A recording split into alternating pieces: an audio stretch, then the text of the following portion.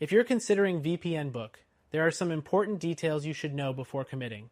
Whether you're a beginner or an experienced user, it's essential to understand how it compares to other VPNs on the market and if it's right for you.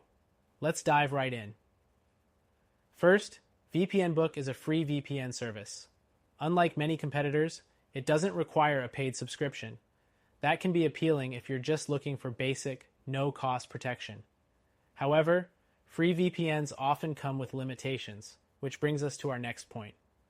VPNBook operates on a donation-based model. While it's free to use, the company relies on donations from users to keep running. This might be a turnoff for some, especially considering some paid VPNs offer more features and security for a small price. Next thing, speed. VPNBook doesn't offer the fastest speeds compared to top-tier paid VPNs. You'll often see slower connections, especially during peak usage times. This can impact your streaming or browsing experience, making it less ideal for high-speed tasks. The fourth thing to consider is security. VPNBook uses encryption, but it doesn't offer the same level of security and privacy that paid VPNs do. For example, it doesn't have features like a kill switch or DNS leak protection.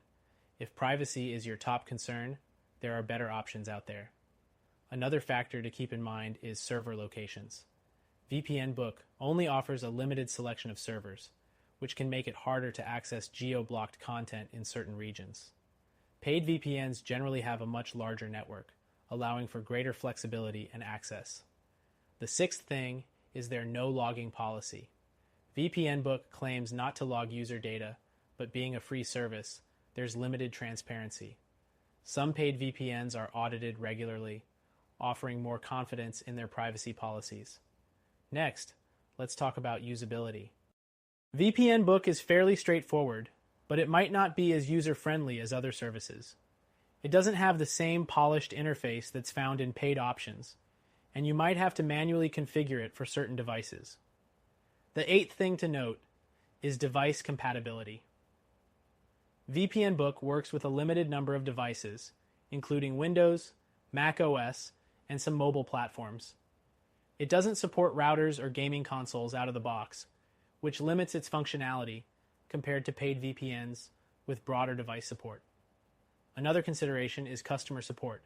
VPNBook doesn't offer 24/7 customer support, and the available options are limited.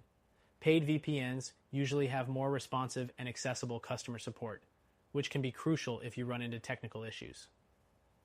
The 10th thing is the ads. Since VPNBook is free, it displays ads within its application. These can be annoying, especially if you're used to the ad-free experience that paid VPN services offer. Moving on to performance, VPNBook works fine for basic browsing and accessing content. However, it's not ideal for streaming or torrenting. You may experience buffering or slower speeds, which can be frustrating for those who use a VPN for these activities.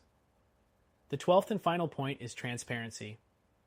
While VPNBook offers basic functionality and a no-logging policy, it lacks transparency in other areas, like their exact privacy practices. Some paid services offer better transparency through independent audits and more detailed privacy policies. VPNBook is a decent free option if you're looking for basic, no-cost protection. However, if you're after faster speeds, better security, and more reliable performance, it may not be the best fit. If you're interested in a better option, check out our recommended solution, which offers a free trial, so you can experience the difference for yourself.